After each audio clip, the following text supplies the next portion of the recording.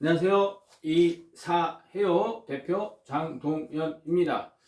제가 2022년 2월 3월 봄철 이사 준비에 대해서 제가 한번 설명을 드렸는데 제 영상을 보고 많이 도움이 되셨대요. 그래서 구독자분이 근데 오늘 전화가 오셨어요. 뭐라고 하셨냐면 반반 포장 이사를 하는데 그 업체가 신뢰가 안 가는데 이런 경우에는 어떻게 해야 됩니까?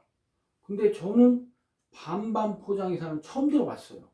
뭐 치킨 시키면 뭐 프라이드 반, 양념 반 이렇게 시키잖아요. 그런데 반반 포장 이사가 제가 뭐냐고 역으로 제가 여쭤봤어요. 그랬더니 뭐라고 말씀하시냐면 기사 한 분이 오셔서 나머지 짐은 다 포장해서 이동을 해주시는데 주방짐만 여자 고객님께서 포장하는 거래요.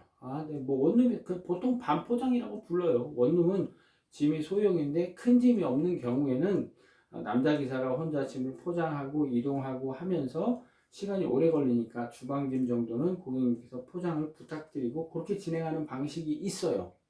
그렇게도 많이 하고요. 그래서 제가 오늘 말씀드릴 게 뭐냐면 2022년 2월 3월에 원룸 이사를 용달로 할 때 알아둘 점 4가지. 그 중에 첫 번째가 뭐냐면 이사 방식.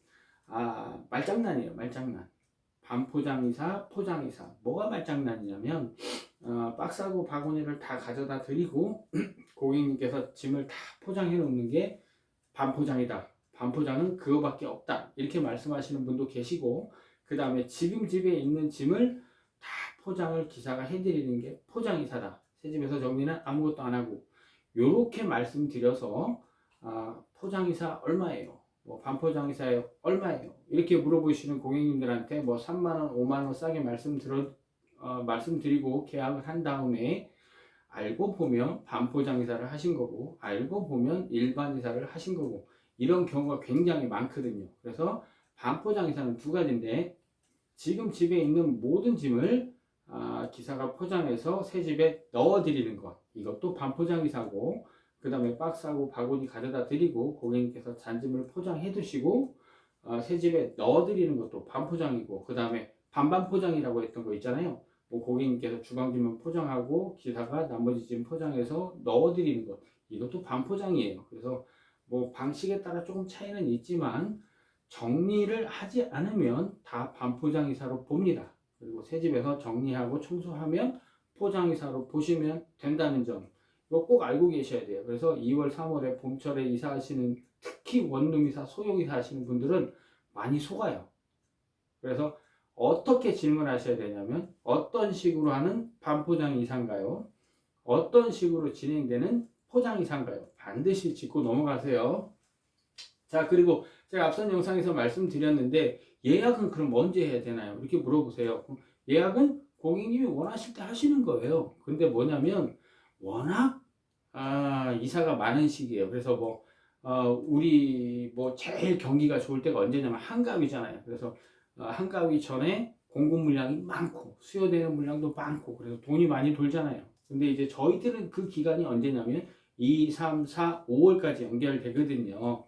그래서 봄철에 그렇게 되는 시기예요. 그래서 좀 더 예약을 빨리 하시고 좋은 업체를 선택하셔서 이사를 하시는 게 좋아요. 그런데 내가 불가피하게 2주밖에 남지 않은 상황에서 예약을 해야 된다. 소형이사고 원룸이사다.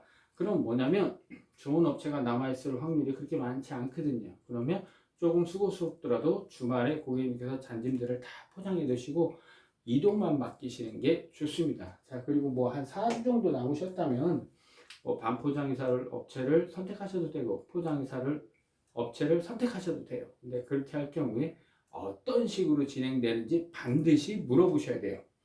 자, 그리고 원룸 이사를 하시는데 제일 중요한 건 뭐냐면 이 시기에는 시간이에요. 시간. 왜 그러냐면 이 시기에는 일을 잘하든 못하든 오전에 한 건, 오후에 한 건, 소형 이사는 이렇게 해서 하루에 2건을 진행하거든요. 근데 포장 이사를 하신다. 그럼 포장 이사는 4시간에 끝날 수가 없어요. 왜냐하면 이동 시간도 있기 때문에. 그리고 뭐 엘리베이터를 올리고 내리고 이런 시간이 있기 때문에 슈퍼맨이지 않은 이상 정말로 특이한 작업 조건이 아닌 이상 4시간 안에는 끝나기가 어렵거든요. 그렇기 때문에 시작 시간을 좀 땡겨요. 그래서 2월, 3월에는 원룸이사 시작 시간이 보통 아침 7시에 시작을 해요. 그래서 12시까지만 어떻게든 마치고 점심을 간단하게 먹거나 아니면 굶거나 그리고 1시에 다시 또 작업을 시작을 하는 그런 케이스거든요. 그래서 원룸 이사를 하시든 소형 이사를 하시든 언제 시작을 하고 예상 마치는 시간, 예상 완료 시간이 어떻게 됩니까? 이 부분도 꼭 짚고 넘어가시는 게 좋습니다. 원룸 포장이사 그렇게 빨리 끝나지 않습니다. 자, 그리고 전입신고 확정일자는 오후에 하시는 게 좋다고 말씀을 드리는데 왜 그러냐면 이사를 하다 보면 새집 가서 이제 정리를 어느 정도 하잖아요. 그러면 이 집을 어디다 놔드려야 되는데 뭐 내 집은 얼마 되지 않으니까 방 한쪽에 몰아놔주세요. 그래요. 그래서 방 한쪽에 뭐 예쁘게 나름 정리해서 써놔요. 기사님 죄송합니다. 제가 오늘 오후에 침대가 들어오는데 그쪽 자리에 놔야 돼요. 그럼 다시 또 기사들이 또 이렇게 또 옮겨놔야 돼요. 그리고 뭐 내가 궁금한 게 있어서 물어보려고 하면 방금 전에 계셨는데 또 안 계셔. 그럼 전화를 하고 또 사진 찍어서 보내고 막 이래야 되거든요. 그래서 새 집에서는 고객님께서 되도록 기사와 함께 계시는 게 좋아요. 그래서 어디에 짐을 정리를 어떻게 하고 어디다 놔드려야 되는지 그런 것들을 하나하나 확인한 후에 이사를 마친 후에 고객님께서 눈으로 보신 후에 저희가 돈을 받을 수 있잖아요. 그렇기 때문에 새 집에서는 고객님께서 같이 계셔 주시고 그 뒤에 이사를 마치신 뒤에 점심 식사 하시고 동사무소 가서 전입 신고하시고 확정일자 받으시면 될 것 같아요. 자, 그리고 이 시기에 장거리 학생 이사 많이 나옵니다. 그래서 뭐 지금부터 이제 시작이 되는 거죠. 그래서 저 같은 경우도 뭐 청주 가는 거, 그 다음에 뭐 부산에서 올라오는 거, 그 다음에 광주로 내려가는 거, 그 다음에 뭐 서울로 올라오는 거, 인천으로 올라오는 거 이런 건들이 몇 건씩 이제 평소보다 조금 더 생기고 있어요. 근데 이제 2월, 3월에 되면 굉장히 많이 생겨요.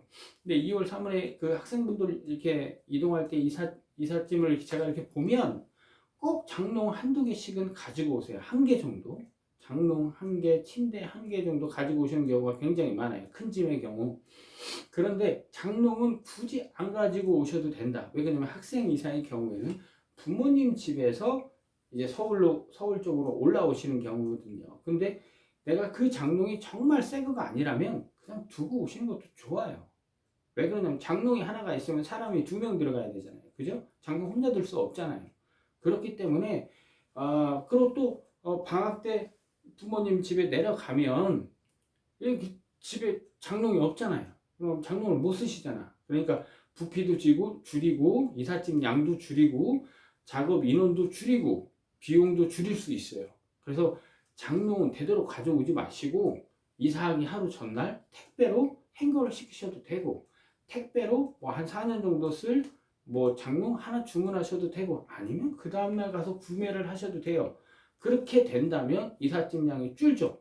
1.5톤이 1톤이 되고 1.2톤이 1톤이 되고 1톤이 0.7톤이 되고 사람 2명이 사람 1명이 되고 이런 식으로 될 수가 있습니다. 그래서 이사 비용을 줄일 수가 있는데 그것들을 바리바리 다 가지고 오셔서 막 싸게 한다고 이삿짐 뭐 큰 짐 포장 안 해도 돼요. 막 이렇게 막 장거리 오시는 분들도 있어요. 그럼 절대 4년 동안 쓰지 못하고 중간에 또 사셔야 되거든요.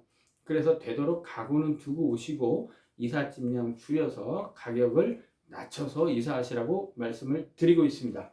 자, 그리고 마지막으로 네 번째가 이제 이사 보험이에요. 제가 볼 때 내 회사, 내 이름으로 가입된 용달 보험 가지고 있는 퍼센테이지가 어디까지나 제 주관적인 생각이에요. 객관적으로 데이터를 분석해 본 적은 없습니다. 100명 중에 한 5명 정도 되는 것 같아요. 그러니까 한 5% 정도가 이사보험을 가지고 있고 95% 정도는 보험이 없어요. 왜 그러냐면 1톤 한 대 물량은 국가에서 그렇게 허락을 했어요. 등록만 하면 1톤 한 대 물량은 이사를 할 수 있게 허락을 했거든요. 그래서 보험이 들지 않아도 영업을 할 수 있어요. 이사를 할 수 있어요. 1톤 한 대 물량은. 그렇기 때문에 보험이 없는 업체가 굉장히 많아요. 그리고 보험이 있는 업체를 찾는 건 굉장히 쉽지 않아요. 그렇기 때문에 우리 고객님들이 물어보시면 돼요. 이사 보험이 있냐? 그러면 없다고 대답을 할 경우에는 어떻게 해야 되냐면 계약서를 쓰실 거 아니에요. 계약서 내용에 명기를 하시면 돼요. 왜 그러냐면 보험이 없어도 영업을 할 수 있기 때문이에요. 1톤 한 대 분량. 그렇기 때문에 계약서 내에 기입을 하시는데 뭐라고 기입하시냐면 이삿짐 파손 시 손해배상 처리를 하겠습니다. 요렇게 한 줄 첨부를 하셔서 계약서를 작성하시면 돼요. 그래서 2022년 2월 3월에 이사를 하시는 분들께 도움이 되셨으면 좋겠고 반반 포장처럼 처음 듣는 용어가 있거나 다소 이사가 어렵다고 느껴지신다면 댓글 남겨주시면 제가 다시 영상을 촬영해서 올리도록 하겠습니다. 감사합니다.